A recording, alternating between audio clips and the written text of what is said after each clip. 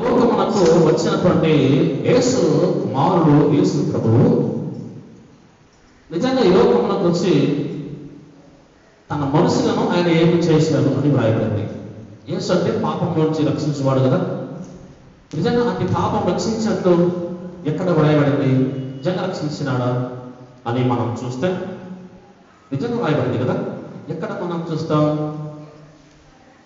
లూకాసు వార్తలో మనం చూస్తాం కదా. లూకాసు వార్తలో దేవుని వాక్యాన్ని మనము చదవండి. 19వ అధ్యాయము, లూకాసు వార్త 19వ అధ్యాయము 10వ వచనము. లూకాసు వార్త 19వ అధ్యాయము 10వ వచనం. నశించిన దానిని వెదకి రక్షించుటకు మనుష్య కుమారుడు వచ్చినని అతనితో చెప్పాను. ఇక్కడ రాయబడింది కదా, వెదకి రక్షించుటకు. యేసు ప్రభు అనగా రక్షకుడు. యేసు అనగా రక్షకుడు. మనుష్య కుమారుడు వచ్చెను ఈ లోకమునకు. మనుష్య కుమారుడు అనగా ఎవరు? దేవుడు. ఆ దేవుడు ఎవరు అనగా కుమారుడు. ఆ కుమారుడు ఎవరు? యేసు ప్రభువు. నిజంగా ఆయన ఈ లోకమునకు వచ్చాడు కదా. పాపములను తీసివేసే అధికారము యేసుకే ఉన్నది కాబట్టి ఆయనకి యేసు అనే పేరు పెట్టిదని రాయబడింది.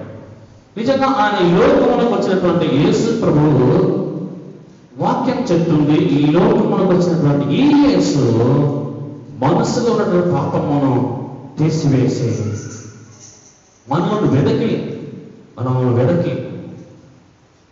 పట్టుకొని ఆ పాపంలో నుంచి విడుదల చేయడానికి యేసుగా ఆయన ఈ లోకమునకు వచ్చాను అని రాయబడింది. అంటే నశించిపోతూ పాపములో పట్టబడినటువంటి వారిని వెదకి రక్షించుటకు మనుష్య కుమారుడు యేసు ప్రభువు రక్షకుడుగా ఈ లోకమునకు వచ్చాను. తర్వాత యేసు ప్రభు దేవుడు ఈ లోకానికి వచ్చి ఈ విధంగా మనుషులను రక్షించినాడా? పాపంలో నుంచి ఇక్కడ రాయబడింది, నశించిన దానిని వెదకి రక్షించుటకు రక్షకుడు ఈ లోకమునకు వచ్చాను. తర్వాత ఇంకెక్కడ రాయబడింది? మనకందరూ కూడా తెలుసు. ఇక్కడ మొదటి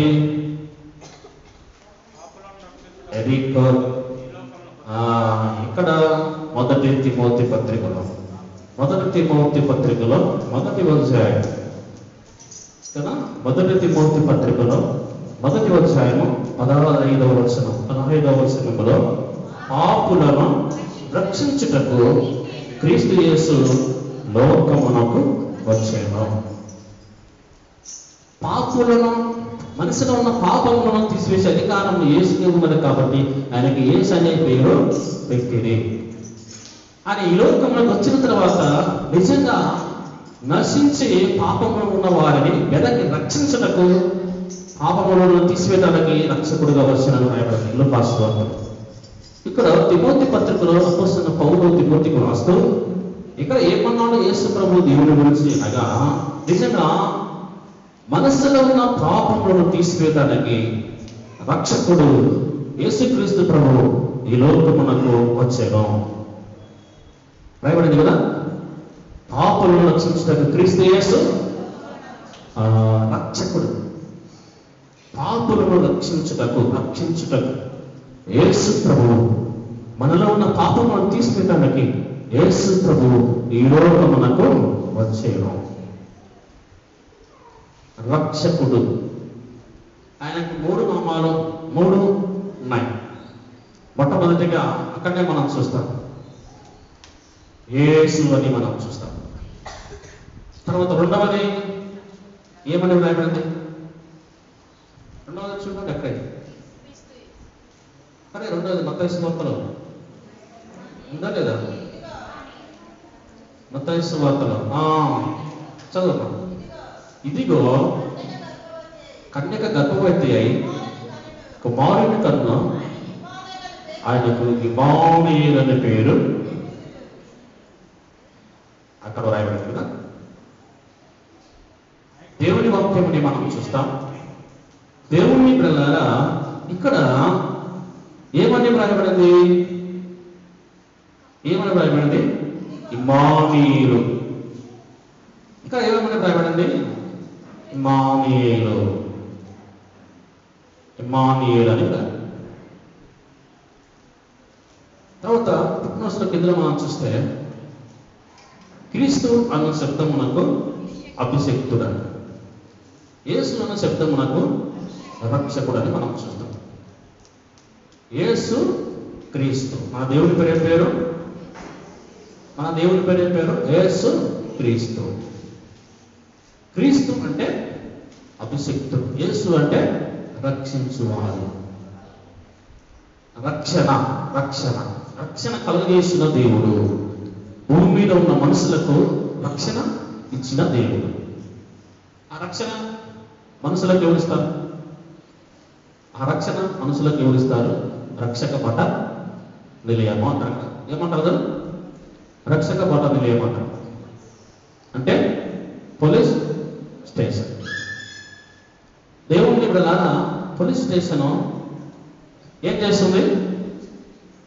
మనుషులను అపాయం నుంచి రక్షిస్తుంది. పోలీస్ స్టేషన్ ఏం చేస్తుంది? మనుషులకు భద్రత ఇస్తుంది. అదే విధంగానే దేవుడు మనకు భద్రత ఇవ్వడానికి, రక్షించడానికి తన కుమారుని యేసును ఈ లోకమునకు పంపించెను. యేసును ఈ లోకమునకు పంపించెను. చూద్దాము మరి దేవుడు ద్వారా యేసు ప్రభువు గురించి ముందుగానే మనం చదివాము.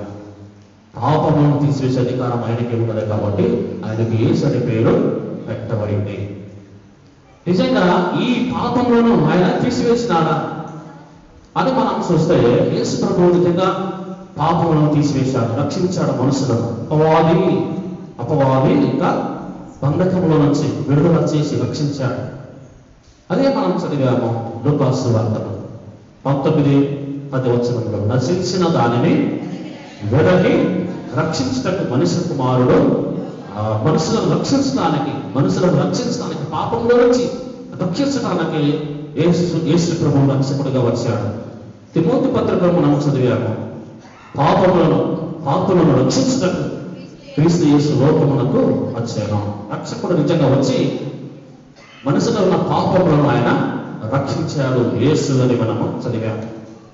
దేవుని పిల్లలారా, మరి ఈ దేవుడు యేసు ప్రభువు నీకు నాకు రక్షణ ఇచ్చిన దేవుడై ఉన్నాడు.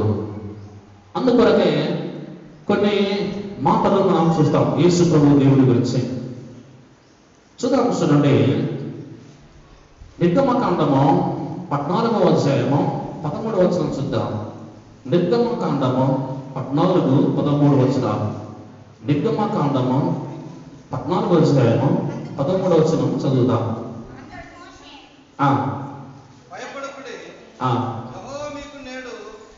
దేవుని వాక్యం చదివిస్తుంది.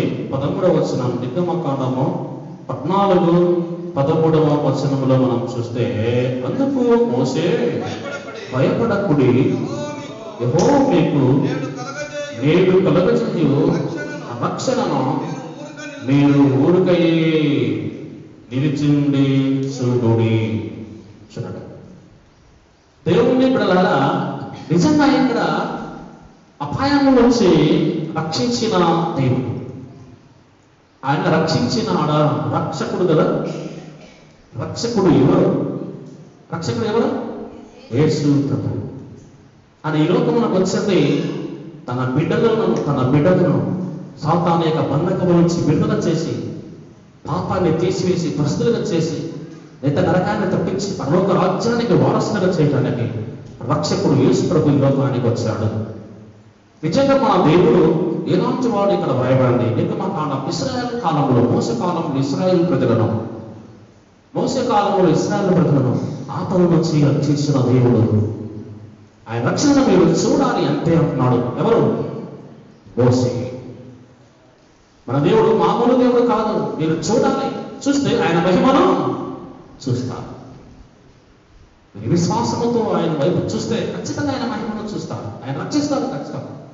అందుకొరకే యేసు దేవుడు రక్షిస్తాడు లేదో మీరు ఊరుగా నిలిచి చూడుడి. ఆయన రక్షిస్తారో లేదో మీరు విశ్వాసంతో చూడండి అంటున్నాడు మోసే ఇశ్రాయేలు ప్రజలకు. ఎంత మంచి మాట అసలండి. అందుకు మోసే భయపడకుడి, యెహోవా మీకు నేడు కలుగజేయు రక్షణ మీరు ఊరుగా నిలిచిచొండి చూడుడి. దేవుడు ఈ రక్షణ ఇవ్వడానికి, మనల్ని కాపాడటానికి యేసుగా ఈ భూమి మీద ఆయన ఉద్భవించాడు, అవతరించిన దేవుడు దేని కొరకు? నీ నా పాపములను తీసివేసి పరిశుద్ధులుగా చేసి ఆయన బిడ్డలుగా చేయగలరు. దేవుడు తన కుమారుని రక్షకుని ఈ లోకంలో పంపినట్టు మనం చూస్తాం. ఆయన రక్షణ మామూలు కాదు, మీరు చూడుడి, రక్షిస్తారు అని మోసే సెలవించాడు. తర్వాత దేవుని బిడ్డల రక్షణండి యేసు దేవుడి గురించి మన ప్రవచనాలు చూద్దాం. ఇప్పుడు మనం చూశాము ఆయన గురించి మోసే నాడు ఆ దేవుడు ఖచ్చితంగా మీకు రక్షణ ఇస్తాడని మోసే ఇశ్రాయేలు ప్రజలకు వాగ్దానం చేశాడు. తర్వాత మొదటి సమూయేలు గ్రంథం 11వ అధ్యాయం, మొదటి సమూయేలు గ్రంథం 11వ అధ్యాయం 13వ వచనం చదువుదాం. మొదటి సమూయేలు గ్రంథం 11:13.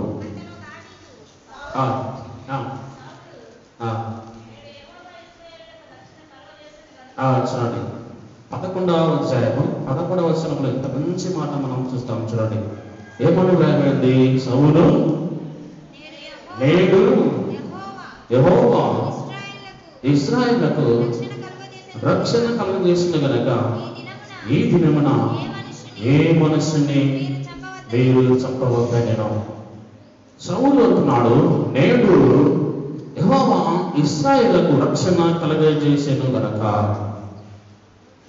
దేవుని గ్రంథాల ఇశ్రాయేలుకు రక్షణ కలుగజేసే దేవుడు అంటే ఇశ్రాయేలు అంటే ఎవరు?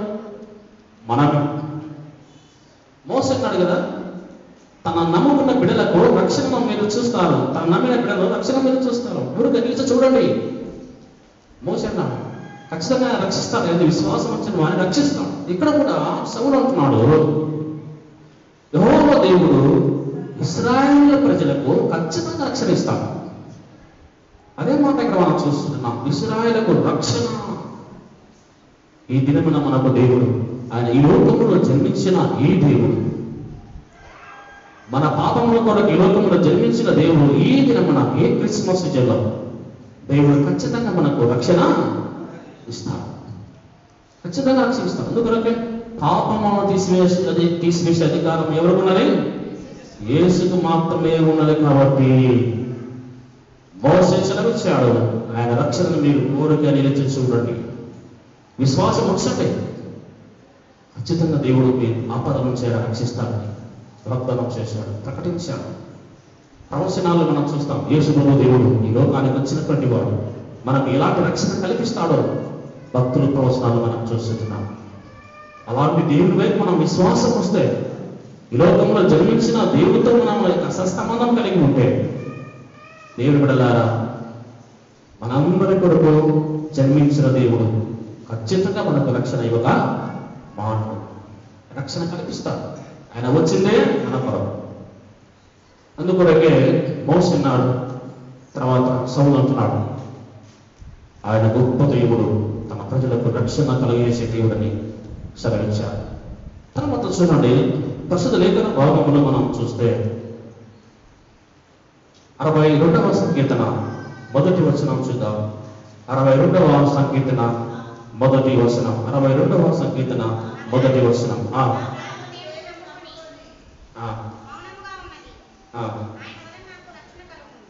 చూడండి 62వ సంకీర్తన మొదటి వచనంలో మనకు ఎవరి వలన రక్షణ వస్తుందట? రక్షణ మనకు ఎవరి వలన వస్తుంది? యేసు ప్రభు దేవుని ద్వారా. ఆయన వలన నాకు రక్షణ కలుగును. మనము దేవుని నమ్ముకొని మౌనముగా ఉన్నలా దేవుని వలన మనకు రక్షణ కలుగును. ఇక్కడ వాక్యం రాయబడింది, నా ప్రాణము దేవుని నమ్ముకొని మౌనముగా ఉన్నది. అంటే మనము దేవుని నమ్ముకొని ఉంటే దేవుణ్ణి నమ్ముకొని విశ్వాసం ఉంచితే, దేవుణ్ణి నమ్ముకొని విశ్వాసం ఉంచితే ఖచ్చితంగా ఆయన వలన మనకు రక్షణ వస్తుంది. మరి దేవుణ్ణి నమ్ముకొని విశ్వాసం ఉంచావా? దేవుని నమ్మకం విశ్వాసం ఉంచావా? ఆయన నమ్ముకున్నామని ఆయన నమ్మకం ఉంచావా? యేసు ప్రభు దేవుడి లోకంలో జన్మించాడు, నిజంగా నన్ను రక్షిస్తారనే విశ్వాసం నీలో ఉందా? అందువల్ల మోసన్నాడు, ఈ లోకంలో జన్మించిన దేవుడి యొక్క రక్షణను మీరు ఊరికే నిలిచి చూడండి. సౌలు అన్నాడు, ఆయన వల్ల మీకు రక్షణ కలుగుతుందన్నాడు. ఇక్కడ మనం చూస్తున్నాం దావీదు, మీరు దేవుడిని నమ్ముకున్నాడు, ఖచ్చితంగా ఆయన మీకు ఏం చేస్తాడు? రక్షణ కల్పిస్తాడు. దేవుని వల్ల దేవుని నమ్ముకుంటే ఖచ్చితంగా ఈ లోకంలో జన్మించిన యేసు మనకేమిస్తాడు? రక్షణ కల్పిస్తాడు. రక్షణ కల్పిస్తాడు. మన ప్రభుత్వం రక్షక భటన ఏర్పాటు చేసింది. దేని కొరకు ఏర్పాటు చేసింది? మనకు భద్రత ఇవ్వటాలి. యేసు ప్రభు దేవుడు కూడా మనకు భద్రతగా, సాతాను యొక్క బంధకం నుంచి రక్షించడానికి మనకి భద్రతగా యెహోవా దేవుడు యేసు ప్రభుని రక్షకుని, పోలీస్ అనేటువంటి యేసు ప్రభుని దేవుడు ఈ లోకమునకు పంపించాడు. దేవుని బిడ్డలారా, దేవుడు రక్షక పదంలో దేవుని సన్నిధిలో మనం ఉంటే మనకు ఏ అపాయమో ఉండదు. పోలీస్ స్టేషన్కి వెళ్తే ఎవరేమి చేయరు. దేవుని సన్నిధికి వచ్చి దేవుని నమ్ముకొని ఆయన విశ్వాసం ఉంచితే భద్రత, నీకు దేవుడు భద్రత. దేవుడు రక్షించువాడు. అదేవిధంగా దేవుని పిల్లలారా, రక్షణ యెషయా గ్రంథంలో 59వ అధ్యాయము మొదటి వచనంలో చక్కగా రాయబడింది. యెషయా గ్రంథము 59 మొదటి వచనం, 59వ యెషయా గ్రంథము మొదటి వచనం, రక్షింపక నేరకై ఉన్నట్లు యెహోవా హస్తము కురుస కాలేదు, నేరకై ఉన్నట్లు ఆయన చెవులు మందము కాలేదు. చూడండి, దేవుణ్ణి బిడ్డలారా, రక్షింప నేరకైనట్లు యెహోవా హస్తము కురుచ కాలేదు. ఆయన రక్షించడానికి సిద్ధంగా ఉన్నాడు అంతే. కానీ ఆయన వైపు చూడకుంటే ఆయన నీ వైపు చూడడానికి ఆయన నీకు అంతే. అందుకొరకే మీ దోషములు మీకును మీ దేవునికి అడ్డంగా ఉన్నాయి. మీ పాపములు ఆయన ముఖములకు మీకు మరుగుపరచెను. చూడండి, ఒకవేళ పాపము చేసి దేవునికి వ్యతిరేకంగా జీవిస్తే ఆయన రక్షించడు. కాబట్టి పాపము చేయకుండా దేవుని నమ్ముకొని విశ్వాసం ఉంచితే, మోసే అన్నాడు కదా, మీరు పాపము చేయకుండా దేవుని యొక్క భక్తిని మీరు మూడొక నిలిచి చూడండి, విశ్వాసం ఉంచండి. దేవుని బిడ్డలారా, కీర్తనకారుడు అన్నాడు కదా, మీరు దేవుని నమ్ముకొని ఆయన రక్షణ చూడండి. ఇక్కడ కూడా మనం చూస్తున్నాం, మీరు దేవుని వైపు చూస్తే ఆయన హస్తములు కురచకావు. దేవుని ఎందుకు విశ్వాసం ఉంచితే ఆయన రక్షించే దేవుడు కాబట్టి ఖచ్చితంగా నీకు రక్షణ భద్రత ఇచ్చే దేవుడు. సాతాను యొక్క ఇబ్బందుల్లో నుంచి, సాతాను పెడుతున్నటువంటి ఆ కుతంత్రము నుంచి, ఆ రీత నాశనం నుంచి దేవుడు ఖచ్చితంగా నేను రక్షించడానికి ఈ లోకానికి వచ్చాడు కాబట్టి ఆయన విశ్వాసం వస్తే ఆ రక్షకుడు యేసు ప్రభు దేవుడు నీకు భద్రతగా ఉండి నేను నడిపిస్తాడని వాక్యము స్పష్టంగా సెలవిస్తుంది. అందుకని లూకాసు సువార్తను మొదటి అధ్యాయం 75వ వచనంలో మనం చూస్తాం. లూకాసు సువార్త మొదటి అధ్యాయంలో ఏం చూస్తామనగా చూడండి, దేవుని వాక్యము లూకాసు సువార్త మొదటి అధ్యాయం పరిశుద్ధ లేఖన భాగంలో నుంచి మొదటి అధ్యాయము 75వ వచనం. ఆయన తన ప్రజలకు దర్శనమిచ్చి వారికి విమోచన కలుగజేసెను. తన సేవకుడైన దావీదు వంశమునందు మన కొరకు రక్షణ శృంగము అనగా మన శత్రువుల నుండి మనల్ని దేశించి వారందరి చేతి నుండి తప్పించి రక్షణ కలుగజేసేను. చాలు. దేవుని బిడ్డలారా, ఈ లోకమునకు వచ్చినటువంటి యేసు ప్రభువు మనకు ఈ లోకంలోకి వచ్చిన తర్వాత ఆయన ఏ విధంగా నిన్ను నన్ను రక్షించాడు వాక్యం ఇక్కడ సెలవిస్తుంది. చూడండి, దేవుని బిడ్డలారా, తన ప్రజలకు దర్శనమిచ్చి వారికి విమోచన కలగజేశాడు. పాపములో నుంచి విమోచించి ఏం చేశాడంట? తన సేవకుడైన దావీదు వంశమందు మన కొరకు రక్షణ శృంగమును, మన కొరకు దావీదు వంశమందు రక్షకుని ఈ లోకానికి పంపించాడు. దేవుడి కొరకు పంపించాడంట.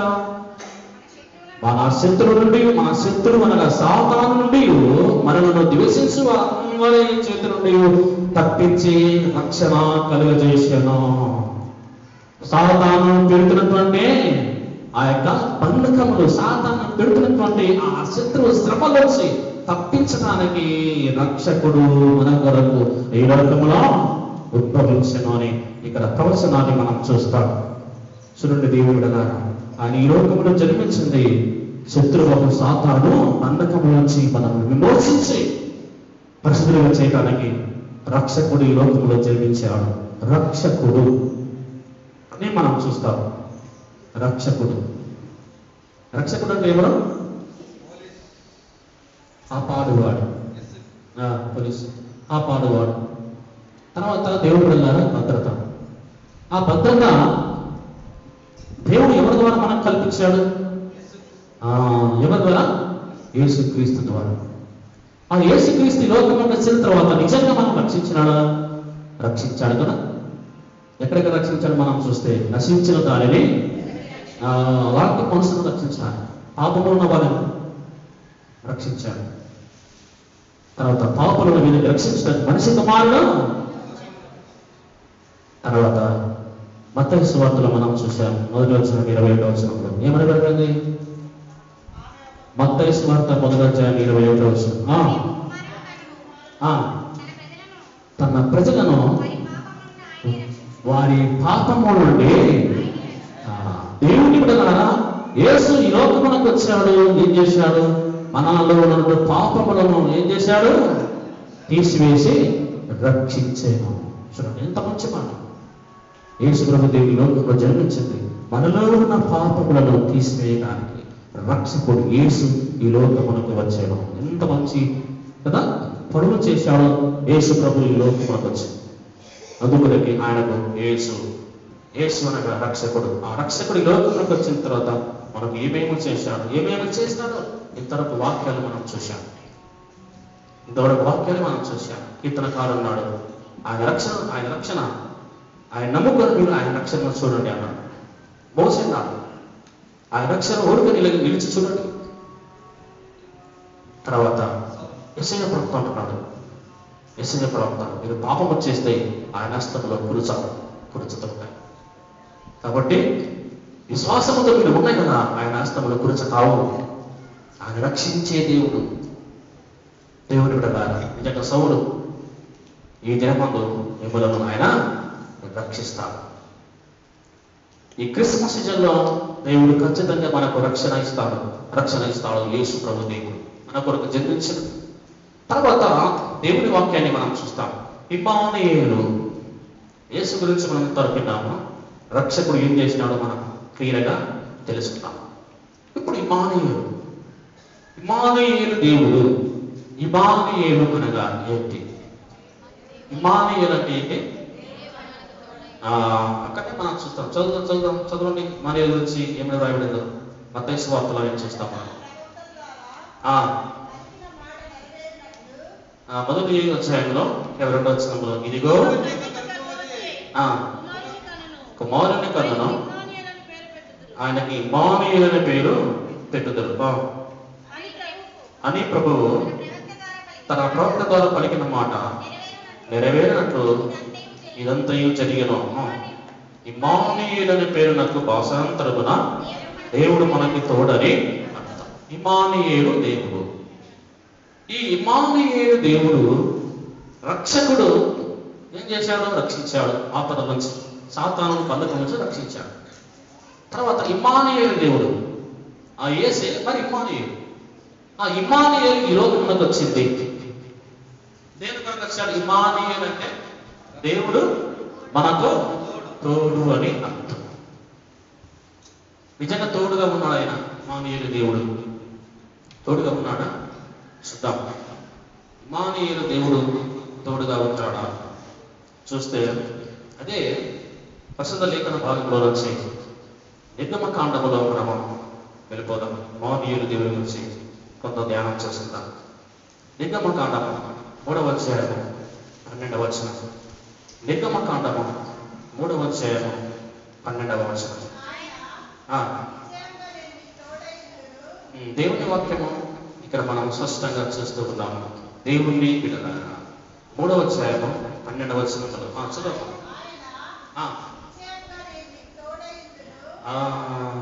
ఆయన నిశ్చయముగా నేను నీకు తోడైందును, నేను నిన్ను పంపితినటకు ఇది నీకు సూచన. చాలు. 14వ వచనంలో మనం చూస్తే అందుకు దేవుడు నేను ఉన్నవాడను అనువాడనై ఉన్నానని మోసేతో చెప్పాను. చూడండి, దేవుని బిడ్డలారా, దేవుని వాక్యము స్పష్టంగా సెలవిస్తుంది. నిశ్చయముగా నేను నీకు తోడై ఉన్నాను. ఈ తోడై ఉండే దేవుడు ఉన్నవాడను అనువాడనై ఉన్న దేవుడు మనకు తోడై ఉన్నాడు. ఇమానుయేలనగా ఏంటి అర్థము? తోడు. ఈ తోడు ఎవరికి ఉండాలి? తోడు ఎవరికి ఉండాలి? ధైర్యంగా ఉన్న వాళ్ళకి తోడు అవసరం లేదు. ధైర్యంగా ఉన్న వాళ్ళకి తోడు అవసరం లేదు. అంటే దేవుడిలో విశ్వాసంతో ఉంటే తోడు అవసరం లేదు. ఆ ధైర్యం లేదు కాబట్టి సాతాను పాపంలో ఉండి మనం బంధకోలు నలిగిపోతున్నాం కాబట్టి, ధైర్యం లేని స్థితిలో మనం నశించిపోతున్నాం కాబట్టి తోడుగా ఇమానుయేలుని ఈ లోకమునకు పంపించాడు దేవుడు. మనం చూస్తాం, ఎక్కడికైనా వెళ్తే ఏం చేస్తారు? ఎక్కడికైనా వెళ్తే కదా మనకు తెలియని మనుషుల దగ్గరికి వెళ్తే, లేదా మనకు ఇబ్బంది కలిగించే వాళ్ళ దగ్గరికి వెళ్తే మనం ఏం చేస్తాం? ఇంకొకరిని తోడుగా పంపిస్తాం. అందుకొరకు దేవుడు నిన్ను నన్ను అపాయం నుంచి తప్పించడానికి ఇమానుయేలును మనకు తోడుగా పంపించాడు. ఎందుకు తోడుగా పంపించాడంటే, ఒక్కడుగా ఉంటే సాతాను ఏం చేస్తాడంట? చిక్కించుకొని తన కొలిపులు వేసుకుంటాడు అని ఉద్దేశంతో ఇమానుయేలును మనకు తోడుగా పంపించాడు దేవుడు. అందుకొరకు వ్రాయబడండి, నేను ఉన్నవాడను అనువాడను, నేను నీకు తోడై ఉన్నటువంటి దేవుడను. నేను ఉన్నవాడను అనువాడను, నీకు తోడై ఉండి నిన్ను కాపాడే దేవుడను. తోడై ఉన్నాడు.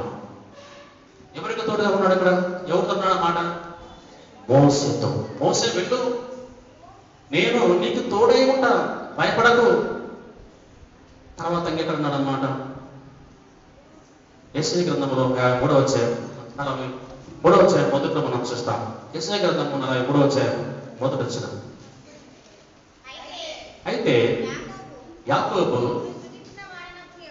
నిన్ను సృజించిన వాడు నాకు యెహోవా, ఇశ్రాయేలు నిన్ను నిర్మించిన వాడు ఇలాగ సెలవిస్తున్నాడు, నేను నిన్ను విమోచించి ఉన్నాను, భయపడకము, పేరు పెట్టి నిన్ను పిలిచినాను, నీవు నా సొత్తు.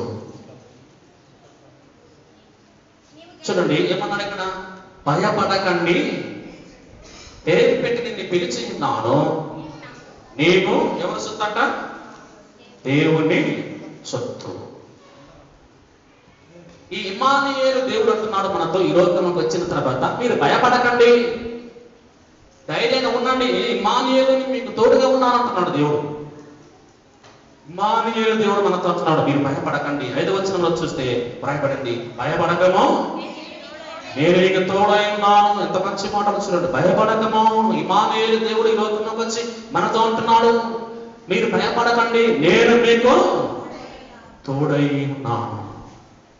దేవుడి ప్రకార ఇమానుయేలు దేవుడు ఈ లోకానికి వచ్చింది మనకు తోడుగా ఉండటానికి, ఏ అపాయము కలగకుండా, సాతాను మనల్ని ఎత్తుకొని పోకుండా తోడుగా ఉండటానికి ఇమానుయేలు దేవుడు ఈ భూమి మీద అవతరించాడు, ఉద్భవించాడు. నిజంగా తోడుగా ఉన్నాడు కదా, తోడుగా ఉన్నాడు కదా. యేసయ్య ప్రవక్తన్నాడు కదా ఇక్కడ, ఆ దేవుడు తోడుగా ఉండు దేవుడు, ఆయన తోడుగా ఉండే దేవుడు, భయపడకండి అంటున్నాడు దేవుడు.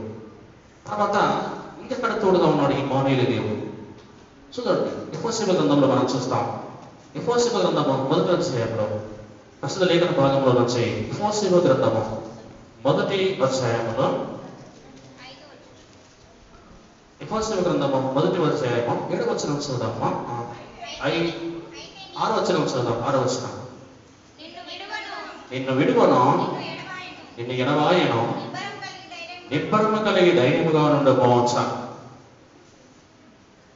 దేవుని వాక్యం సెలవుస్తుంది. నిజంగా 5వ వచనం కూడా ముందుగానే ఎవరో చెప్పారు కదా, మంచిది, థ్యాంక్ యూ అమ్మా. 5వ వచనం కూడా మనం చూస్తే, నేను మోసకు తోడై ఉండనట్లు నీకును తోడై ఉంటాను.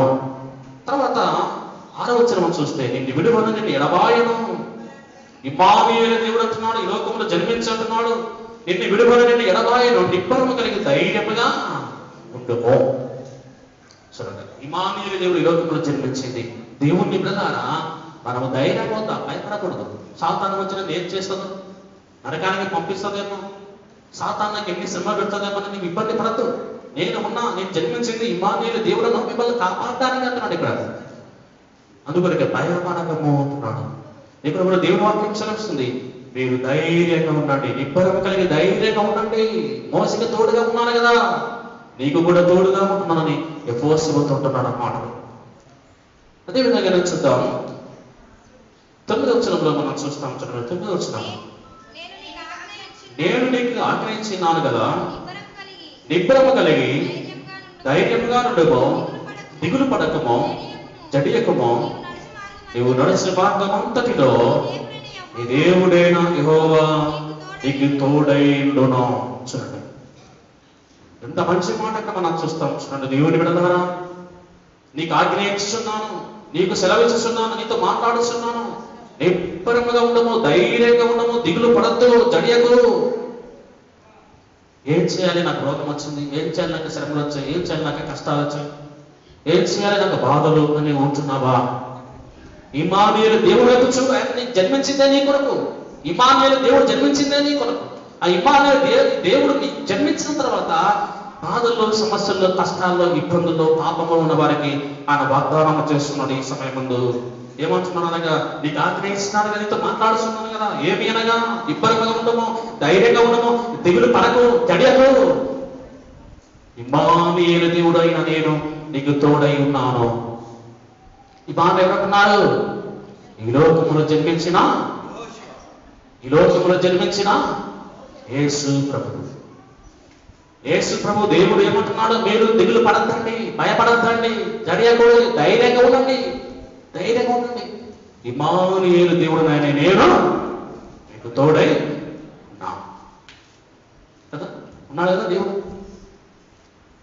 దేవుడు తోడై ఉన్నాడు కదా, ఉన్నాడు దేవుడు అన్నాడు. నిజంగా అందుకొరకే నేను ఉన్నవాడను అనువాడను. మోసే అన్నాడు, ఆయన వైపు చూడండి, ఆయన రక్షణ మీరు చూస్తారు. దేవుని బిడ్డలారా, ఇప్పుడు మనం చదివాము మత్తయి సువార్తలో, మనుషులలో ఉన్న పాపము తీసివేసే అధికారము ఆయనకి ఉన్నది కాబట్టి ఆయనకి యేసు అనే పేరు పెట్టబడింది. తర్వాత ఇంకోటి ఏంటి? ఇమ్మానుయేలు. ఇంకోటి ఏంటమ్మా? ఇమ్మానుయేలు అనగా అర్థం ఏంటి? దేవుడు మనకు తోడని అర్థం. ఇమ్మానుయేలు ఈ లోకానికి పంపించాడు దేవుడు.